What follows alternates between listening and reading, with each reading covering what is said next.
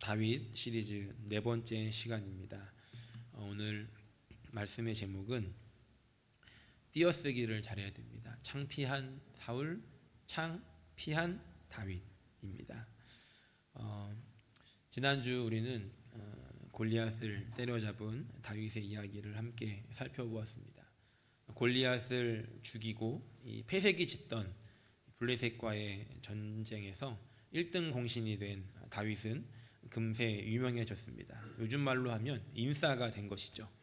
얼굴도 잘생겼는데다가 용맹함까지 갖추고 있으니 팬클럽이 생기는 것은 당연한 일일 것입니다. 전쟁을 마치고 돌아오는데 대대적인 환영 행사가 벌어졌습니다. 당시에 이 고대 근동 지역에서는 전쟁을 하고 승리를 하면 돌아오는 그 군대를 위해서 동네에 사는 수많은 자매님들이 거리로 나와서 축하 공연을 했다고 합니다.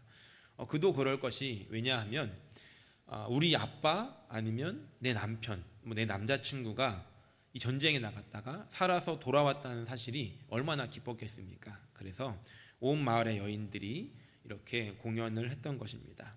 사울의 군대도 마찬가지로 승리를 하고 돌아왔기 때문에 이런 환영이 있었던 것이죠. 여기까지는 좋았는데 문제는 이 여인들이 너무 신이 나서 불렀던 노래에 이 가사가 문제가 있었던 것 같습니다. 그들이 불렀던 노래는 사울이 죽인 자는 천천히요 다윗이 죽인 자는 만만히로다 하는 것이었습니다. 사실 다윗은 골리앗 한 명을 죽인 것 뿐이었지만 그 골리앗을 죽임으로 인해서 이 전쟁의 승패가 기울어졌기 때문에 1등 공신으로 인정함과 동시에 거기까지는 좋았는데 사울보다 더 높여주고 있는 노래를 불렀다는 것이죠. 만약에 사울이 대인배였다면, 그릇이 큰 사람이었다면 함께 오는 이 행렬에서 다윗의 손을 막 들어주면서 여기를 이제 주목하라고 그러면서 같이 축하를 해줬을 텐데, 안타깝게도 사울은 그런 다윗을 담을 수 있는 그릇이 아니었다는 겁니다. 이 여인들의 노래를 들었던 사울은 분노를 하게 되고 이런 반응을 보이게 되는데 8절에 보니까 이렇게 기록합니다. 사울이 그 말에 불쾌하여 심히 노하여 이르되 다윗에게는 만만을 돌리고 내게는 천천만 돌리니 그가 얻을 것이 나라 말고 무엇이냐 하고 그날 후로 다윗을 주목하였더라라고 기록합니다. 주목했다라고 하는데 이 주목했다는 것의 원어를 살펴보니까 시기하는 눈으로 봤다, 의심하는 눈으로 봤다라고 설명이 되어 있습니다. 그리고 세번역을 보니까 그것을 적용을 해놨는데요. 그날부터 사울은 다윗을 시기하고 의심하기 시작하였다라고 이렇게 번역을 해 놓았습니다. 다윗은 이 사건으로 인해서 사울의 눈밖에 나게 된 것이었죠. 자신보다 인기가 높아지고 자신보다 더 유명해지려고 했던 다윗을 시기했는데 이 사울의 마음 안에는 다윗이 왕좌를 노리고 있다라고 또 의심을 했다는 겁니다. 물론 다윗을 사울에 이어서 왕으로 세운 것은 하나님이었지만 사실 다윗은 이 왕좌에 별로 관심이 없었습니다. 그리고 늘 겸손하게 사울이 왕이라는 것을 인정했던 사람이었습니다. 그럼에도 불구하고 사울의 마음에 스스로 생각하기를 저 다윗이 내 자리를 노리는구나 라고 그렇게 의심하고 오해를 했다는 것이죠. 이 사건을 기점으로 사울은 진짜 미치광이가 되어서 그의 삶이 완전히 무너지게 되는 그런 일이 발생해 버렸습니다. 그럼 한번 생각해 보겠습니다. 이 사건을 기점으로 사울은 완전히 이제 무너짐의 나락으로 향해 떨어지게 되는데, 그러면 이것이 누구 때문이었는가 하는 것이죠. 다윗 때문입니까? 아니면 하나님 때문입니까? 사울의 이 모습은 자신의 마음을 지키지 못했던 자신에게 그 문제가 있었다는 겁니다. 사울은 골리앗 앞에 나가는 이 다윗을 볼 때까지만 해도 다윗을 향해서 나쁜 마음이 없었습니다. 오히려 측은하게 받고 또 좋은 마음을 가지고 있었습니다. 그런데 이 한 번의 사건, 사람들이 다윗을 더 인정하는 그 사건으로 인해서 사울의 눈이 의심의 눈으로 바뀌어지게 되었고, 그 눈이 그렇게 바뀌어지는 순간, 질투의 눈, 의심의 눈으로 바뀌어지는 순간 이 사울의 마음은 미움으로 가득 차게 되었다는 겁니다. 이전부터 물론 하나님이 떠난 사울은 그의 삶이 점점점 무너지고 있었습니다. 그런데 이 사건을 통해서 사울의 삶이 급격하게 나락으로 치닫기 시작했다는 것이죠. 미움, 시기, 의심 이런 것들로 가득 찬 이 미움으로 가득 찬 마음으로 인해 사울의 삶에 큰 변화들이 생기게 되었습니다. 실제로 어떤 일들이 발생하게 되었는가 10절을 보면 그것을 우리가 알 수 있는데 10절에 이렇게 기록합니다. 그 이튿날 하나님께서 부리시는 악령이 사울에게 힘있게 내림에 그가 집안에서 정신없이 떠들어대므로 다윗이 평일과 같이 손으로 수금을 타는데 그때 사울의 손에 창이 있는지라 라고 기록합니다. 아시다시피 사울은 이전에도 같은 증상이 있었습니다. 공황장애 같은 그런 증상이 있었죠. 그래서 수금을 탈 줄 알았던 다윗을 불러다가 음악 치료를 받았는데 다윗이 수금을 연주할 때마다 사울의 머리가 상쾌해졌다라고 성경은 기록합니다. 성령으로 충만했던 다윗이었기 때문에 하나님 함께했던 다윗이었기 때문에 이 다윗의 연주로 인해서 사울은 일시적으로 안정되는 효과를 얻게 되었다는 것이죠. 그래서 그때는 다윗이 아르바이트, 파타임 개념으로 왕궁을 왔다 갔다 했었습니다. 그런데 이 골리앗 사건 이후로 사울은 다윗을 풀타임으로 고용을 해서 궁에 머물게 했었습니다. 우리가 읽지 않았지만 그 앞에 있던 2절에 보면 사울은 다윗을 머무르게 하고 집으로 돌아가게 허락하지 않았다라고 기록하고 있습니다. 이때부터 다윗은 이제 이 왕궁에 상주하게 되었습니다. 그런데 사울의 증상은 점점 심해져서 이제는 혼자 정신없이 떠들고 다니는 제가 이런 걸 찾아봤습니다. 이게 도대체 무슨 현상인가 그랬더니 요즘 말로 하면 양극성 장애, 조현병 이런 증상이라고 하더라고요. 다윗은 사울을 보고 늘 하던 대로 연주를 시작합니다. 사울의 그런 발작을 늘 봤기 때문에 약 먹을 시간입니다. 그러면서 이제 수금을 갖다가 연주를 하기 시작했다는 것이죠. 이전에는 다윗이 연주를 하면 사울의 이 머리가 상쾌해지고 약발이 들었는데 지금 이 사건 이후로 이 사울의 마음에 다윗을 향한 미움과 이 의심이 들어오게 된 이후로 사울의 이 다윗의 연주가 사울에게는 아무런 영향을 미치지 못했다는 겁니다. 다시 말해서 사울의 눈이 다윗을 보고 있는 그 눈이 병이 들자 사울의 귀에도 영향을 미쳐서 하나님의 은혜의 소리를 듣지 못했다는 것이죠. 이처럼 우리 몸은 연결되어 있다는 겁니다. 11절을 보니까 이렇게 기록합니다. 그가 스스로 이르기를 내가 다윗을 벽에 박으리라 하고 사울이 그 창을 던졌다라고 기록합니다. 다윗의 그 찬양에 은혜를 받고 마음의 평안함을 얻은 것이 아니라 오히려 더 분노가 생기고 더 광기가 발생하게 되면서 손에 들고 있던 창을 다윗에게 던지고 다윗을 죽이고자 했다는 겁니다. 중요한 한 가지를 우리 여기서 생각해 볼 수 있습니다. 그것은 다윗을 미워했던 그 마음 안에 다윗을 의심했던 그 마음은 다윗이 연주했던 이전까지는 자기에게 워킹했던 그 은혜의 소리를 듣지 못하게 했다는 겁니다.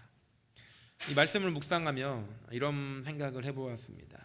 미워하는 마음이 마음에 가득 차 있으니 하나님의 은혜가 들어갈 공간이 없구나. 마찬가지로 우리의 삶에도 이런 누군가를 미워하는 마음, 이런 분노하는 마음을 품고 있으면 하나님이 주시고자 하시는 것들을 누리지 못하게 된다는 겁니다. 마찬가지로 그런 마음들이 우리 안에 있어서 그 마음을 품고 우리가 예배에 온다면 하나님께서 준비해 놓으신 많은 그런 은혜를 온전히 누리는데 어려움이 있지 않을까 생각해 보았습니다. 혹시 이 자리에 그런 마음, 누군가를 미워하는 마음으로 왔다 하더라도 이 자리가 그 마음을 내려놓고 가는, 주님 앞에 그 마음을 내려놓고 마음을 비우게 되는 자리가 되기를 소원합니다. 다음 주에 이제 일주일 동안 비가 온다고 이제 소식이 있더라고요. 저희도 이제 비가 오면 우산을 쓰지 않습니까? 저 뒤에 보면 이제 우산 꽂이를 해놓죠. 그래서 들어올 때 비를 맞지 않기 위해서 우산을 쓰고 왔다가 뒤에다 우산을 꼽아놓고 예배를 잘 드리고 다시 그 우산을 뽑아 들고 나가는 그런 모습처럼 혹시라도 우리의 마음에 미운 마음을 가지고 왔는데 예배 때는 그 마음을 내려놨다가 문 밖을 나가면서 그 우산 들고 나가듯이 그 마음을 다시 들고 가지 말라는 겁니다. 여기까지 마음을 들고 왔다라고 한다면 이제 여기에 내려놓고 가야 한다는 것이죠. 한 번은 이런 강의가 있었다고 합니다. 사람들과의 관계 속에서 마음을 다스리는 법, 이런 강의가 열리게 됐는데 강사님이 이런 이제 이야기를 했다는 겁니다.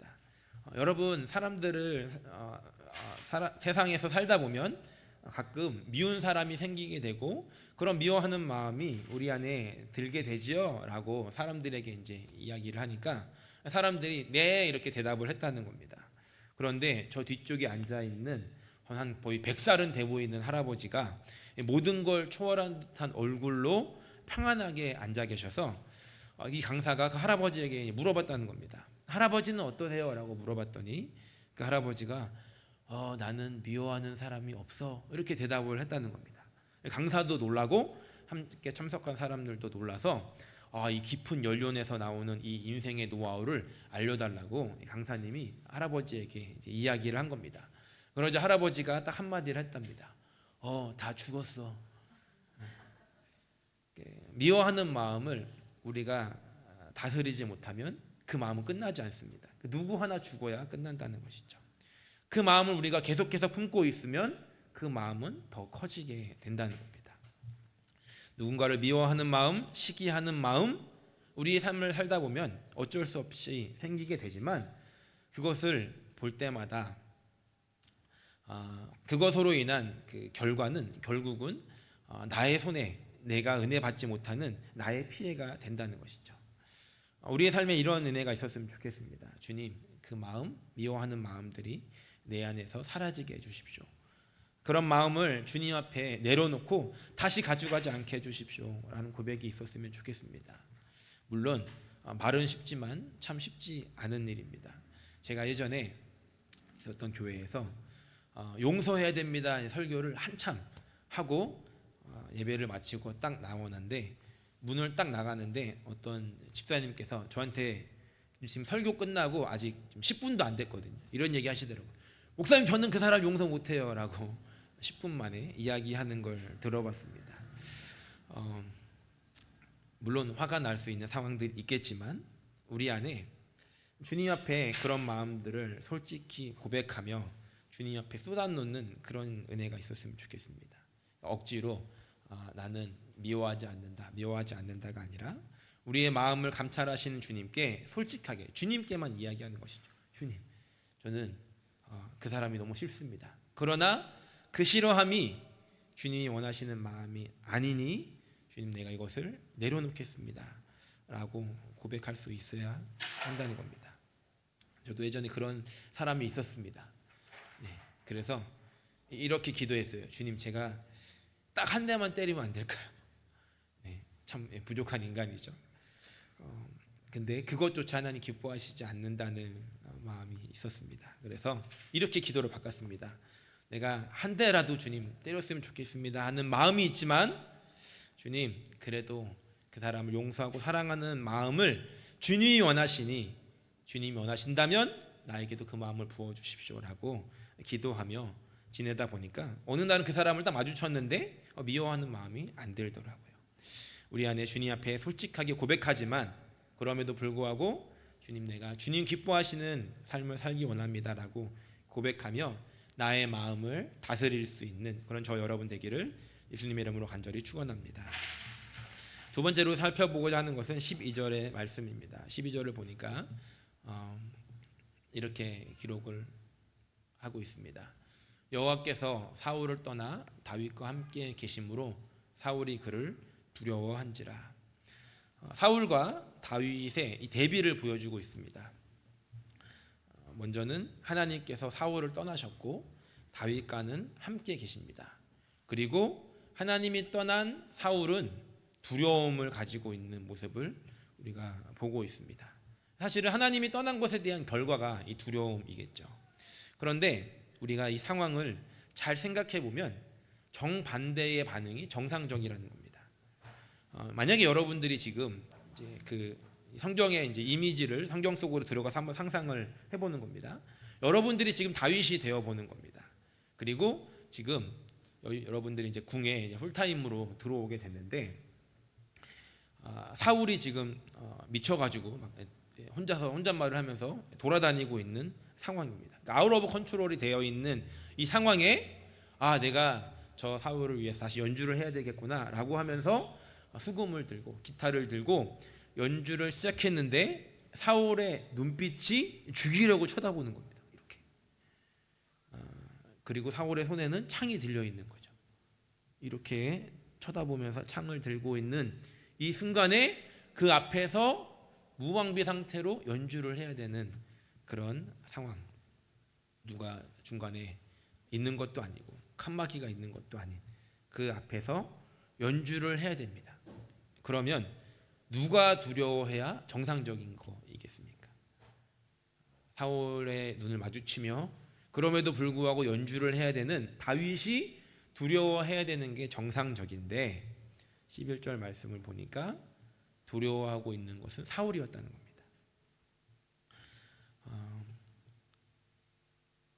11절 말씀을 다시 보면 이렇게 기록합니다. 사울이 다윗을 향해서 창을 던졌고 그리고 다윗은 그의 앞에서 2번 피하였다라고 기록합니다. 사실 사울은 두려움에 있었지만 오히려 두려워해야 되는 그 사울과 눈이 마주쳐 있는 다윗은 두려워하지 않고 평안했다는 겁니다. 다윗이 두려워하지 않았다는 것을 어떻게 알 수 있냐면 저 11절 말씀에 힌트가 있는데 2번 피했다는 겁니다. 놀라운 기록인데 무엇이냐면 첫 번째는 사울이 창을 던졌는데 그걸 피했겠죠. 근데 영화에서 보는 것처럼 이렇게 탁탁 2번 피한 게 아니라 한 번 피했는데 물론 다윗이 놀랐겠지만 아무렇지도 않게 다시 연주를 했다는 겁니다. 그러니까 창을 피하고 큰일 났다 하고 도망간 것이 아니라 그 자리를 떠난 것이 아니라 계속해서 연주를 이어가니까 사울이 또 던진 겁니다. 이렇게 2번을 피했던 것이죠. 아마도 다윗은 2번째 창이 날아오는 것을 보고 두려워서가 아니라 사울의 증세가 호전되지 않는 것을 보고 멈추었을 것입니다. 그런 다윗을 보고 있는 사울은 더 짜증이 나고 화가 났을 겁니다. 자신에게서 떠난 하나님이 다윗 안에 계신 것을 보면서 사울에게는 두려움이 임했다는 겁니다. 이후에도 말씀을 우리가 계속해서 보게 되면 사울은 다윗을 계속 미워하고 죽이려 했는데 그 마음 깊은 곳에는 다윗을 향한 이 두려움이 있었기 때문이었습니다. 사울은 하나님을 두려워한 것이 아니라 자기 자리가 빼앗기는 것을 두려워했고 그것을 위협한다라고 생각하는 다윗을 두려워했다는 겁니다. 우리가 여기서 적용해 볼 수 있는 것은 하나님을 잃은 사람, 하나님을 놓친 사람은 권력을 가지고 있어도 무기를 가지고 있어도 힘을 가지고 있어도 두려워할 수 있다는 겁니다. 반대로 하나님이 함께 하시는 사람은 창에 맞을 상황에 노출된다 할지라도 무너지지 않고 두려워하지 않는다는 겁니다. 또 이 말씀을 통해서 우리는 한 가지를 더 생각해 볼 수 있습니다. 이것은 하나님과 친하게 지낸다는 이유만으로도 미움을 받을 수 있더라는 겁니다. 잘 생각해 보면 다윗이 창맞을 잘못을 한 게 아무것도 없습니다. 오히려 그 모든 상황 속에서 사울을 위해서 최선을 다하고 있습니다. 그리고 사울을 인정해주고 있고 사울을 돕기 위해 그 자리에 있는데 다윗이 잘못한 건 아무것도 없었고 그저 다윗과 하나님이 함께하는 것뿐이었는데 사울에게 미움을 받고 있더라는 겁니다. 만약 여러분들이 하나님과 더 친해지고 하나님과 더 친밀해짐으로 인해서 누군가에게 질투를 받고 미움을 받는 상황이 생긴다면 여러분도 어떻게 하시겠습니까? 그 사람이 질투하니까 하나님하고 좀 덜 친하게 지내야 되겠다라고 생각하시겠습니까? 아마 그렇지 않을 것입니다. 그럼에도 불구하고 포기하지 않고 하나님을 포기하지 않고 그 관계를 포기하지 않고 계속해서 그 하나님을 붙잡고 갈 것입니다. 너무나 당연한 대답이라는 것이죠. 내가 하나님과 가까워질수록 사실 사탄은 더 싫어하고 내가 하나님과 더 친밀할수록 사탄은 더 분노할 것입니다. 그렇기 때문에 우리가 이런 유의 영적인 공격은 예상을 하고 살아야 한다는 겁니다. 물론 그렇다고 미리부터 걱정을 할 필요는 없습니다. 우리가 주님과 더 가까워질수록 주님을 더 사랑하게 될수록 주님께서는 더 큰 용기와 담대함과 평안함을 주시기 때문입니다. 요한일서 4장 18절 말씀에 이렇게 기록합니다. 함께 읽어보겠습니다. 사랑 안에 두려움이 없고 온전한 사랑이 두려움을 내쫓나니 두려움에는 형벌이 있음이라. 두려워하는 자는 사랑 안에서 온전히 이루지 못하였느니라. 하나님을 사랑했던 다윗은 두려워하지 않았고 하나님을 사랑하지 않았던 사울은 두려워했습니다. 우리가 하나님과 함께하며 때로는 그것이 누군가의 미움을 받는 일이 된다 할지라도 하나님과의 관계, 하나님을 사랑하는 것, 하나님과의 친밀함을 포기하지 않으며 그 상황 속에 일어나는 모든 두려움과 공격들을 이겨낼 수 있는 저와 여러분들이 되시기를 예수님의 이름으로 간절히 축원합니다. 마지막으로 생각해 보고 싶은 것은 하나님과 함께했던 이 다윗이 그렇다면 어떤 은혜를 입었는가 하는 것입니다. 사울은 다윗이 꼴도 보기 싫었습니다. 이제 더 이상 다윗의 연주도 자신의 치료를 도울 수 없었기 때문에 다윗을 궁에서 내쫓습니다. 13절 말씀을 보니까 이렇게 기록합니다. 그러므로 사울이 그를 자기 곁에서 떠나게 하고 그를 천부장으로 삼음에 그가 백성 앞에 출입했다. 천부장은 1000명을 다스릴 수 있는 군대의 지휘관입니다. 그럼 이런 질문을 할 수 있죠. 그래도 사울이 다윗을 쫓아내면서 자리 하나는 만들어줬구나. 어느 정도 인정을 했구나라고 생각을 할 수 있습니다. 그런데 지금 이 미친 사울이 다윗을 그렇게 대우할 리는 없다는 것이죠. 그리고 후반에 보면 다윗이 백성 앞에 출입했다라고 또 기록합니다. 이거는 그냥 왔다 갔다 한 것이 아니었습니다. 당시에 군대의 지휘관으로 출입했다라고 하는 것은 전쟁에 출전했다라는 것에 대한 관용적인 표현이었습니다. 그래서 저 부분에 대해서 그 원어의 뜻을 해석한 더 가깝게 세 번역은 이렇게 번역을 했는데요. 13절 그 중간에 보면 세 번역입니다. 그리하여 사울은 다윗을 천부장으로 임명하여 자기 곁에서 떠나게 하였다. 다윗은 부대를 이끌고 출전하였다라고 이렇게 번역을 하고 있습니다. 그러면 우리가 생각을 해봐야 됩니다. 사울이 다윗을 천부장으로 삼았다라고 하는 것은 도대체 무슨 의미인가? 잘 생각해 보면 다윗은 군사훈련을 받은 적이 없었습니다. 전술을 배운 적도 없었습니다. 집안에는 막내였기 때문에 리더십도 없었습니다. 다윗이 할 줄 아는 거라고는 말 못하는 양을 몰고 다니는 것, 맹수가 나타나면 돌 던져서 쫓아내는 것, 그 정도의 어떤 기술만을 가지고 있었습니다. 다윗이 잘한 것이 하나 있다라고 한다면 그저 골리앗 한 명을 그 돌 한 번에 물매질로 때려잡았던 것뿐이었다는 겁니다. 그래서 학자들은 이 부분을 이렇게 해석합니다. 사울은 이 다윗을 1000명을 이끄는 군대의 대장으로 보내서 다윗이 실패하기를 바랬고 이 경험 없는 다윗이 그리고 늘 앞장서기를 좋아했던 다윗이 전쟁터에 나가서 죽기를 바랬던 것이다 라고 해석합니다. 어떻게 보면 사울은 다윗에게 한 자리를 만들어준 것이 아니라 죽음의 자리로 내몰았다는 것이죠. 다윗은 쫓겨나고 어려운 자리로 가게 됐다는 겁니다. 그런데 여기서 반전이 일어납니다. 사울의 의도와는 다르게 이 사울의 악함을 하나님께서 어떻게 반전을 일으켜 주시는가 14절에 보니까 이렇게 기록합니다. 위에 있는 거 한번 먼저 읽어보겠습니다. 다윗이 그의 모든 일을 지혜롭게 행하니라. 여호와께서 그와 함께 계시니라. 지혜롭게 행했고 하나님 함께 하셨기 때문에 지혜롭게 행했구나. 여기까지만 봐도 우리는 충분히 은혜를 얻을 수 있지만 이거를 다시 세 번역은 그 전쟁의 양상으로 이렇게 해석을 합니다. 주님께서 그와 함께 계셨기 때문에 어디를 가든지 다윗은 항상 이겼다, 승리했다라고 기록하는 것이죠. 그러니까 지혜롭게 행한 것이 무엇이냐면 전쟁에 나가서 이 지혜롭게 이 군인들을 이끌어서 그 전쟁을 승리로 이끌었다는 겁니다. 리더십의 경험도, 전술을 배웠던 경험도, 군인을 이끌었던 경험도 아무것도 없었던 다윗이 하나님께서 함께 하심으로 말미암아 하나님이 주신 지혜로 말미암아 이 부대를 이끌었기 때문에 늘 승리할 수 있었다는 것이죠. 사울의 미움을 받아 궁에서 쫓겨난 그런 모습이었는데 하나님은 그것을 바꿔서 다윗을 훈련시켜 주셨다는 겁니다. 그로 인해서 사울에게는 미움을 받았을지 모르지만 백성들에게는 사랑을 받고 인정받는 존재가 되었다는 것이죠. 15절도 이렇게 기록합니다. 중간에 있는 세 번역으로 읽어보겠습니다. 다윗이 이렇게 큰 승리를 거두니 사울은 그것을 보고 다윗을 매우 두려워하였다. 죽으라고 보냈는데 계속 살아 들어오는 겁니다. 죽음의 자리로 보냈는데 계속 이기고 돌아오면서 물론 사울에게는 전쟁을 승리한 기쁨이 있었겠지만 그것은 전혀 신경 쓰지 않고 더 두려워했다는 것이죠. 그리고 16절에 이렇게 기록합니다.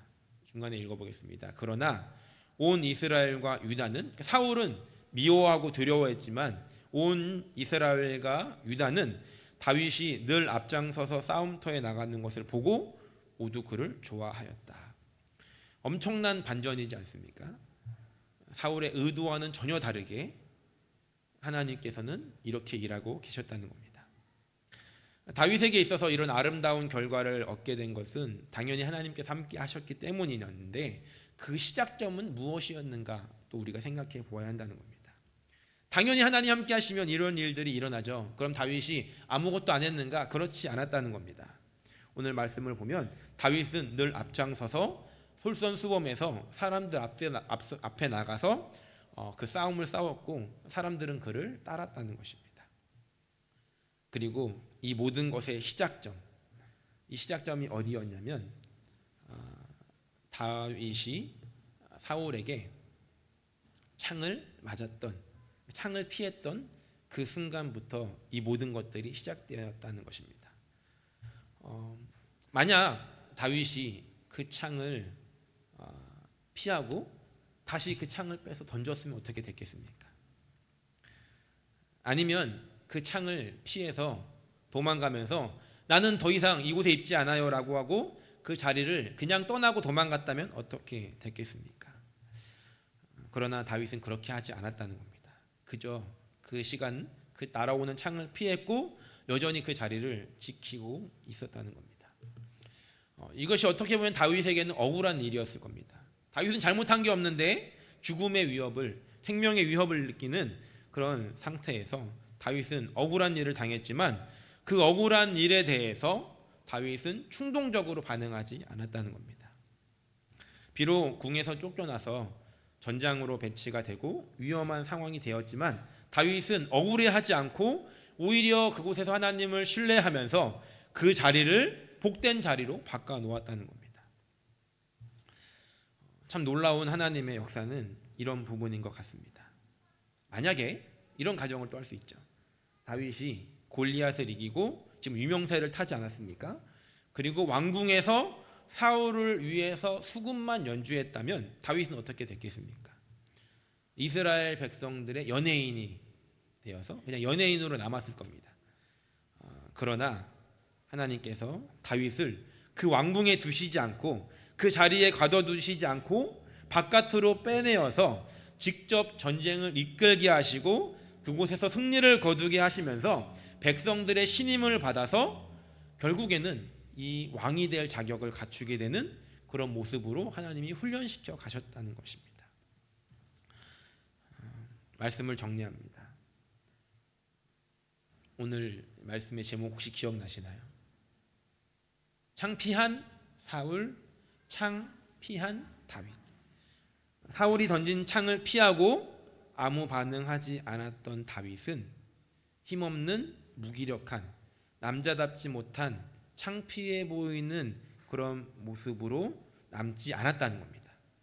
창을 피한 다윗은 억울함에 반응하지 않고 묵묵히 하나님의 인도하심을 따라가며 그 자리에서 준비해 놓으신 하나님의 은혜를 입고 그것을 누리며 나누는 사람이 되었다는 겁니다. 우리의 인생에 진짜 창피해야 하는 것은 무엇인가? 오늘 사울의 모습을 통해서 생각해 보아야 합니다.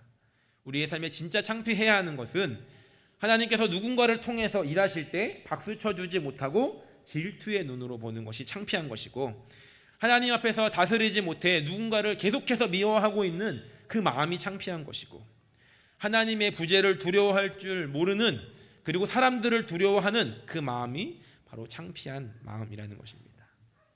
결과적으로 사울은 이렇게 창피한 모습으로 남았고, 창을 피한 다윗은 우리에게 아름다운 모습으로 남았다는 것입니다.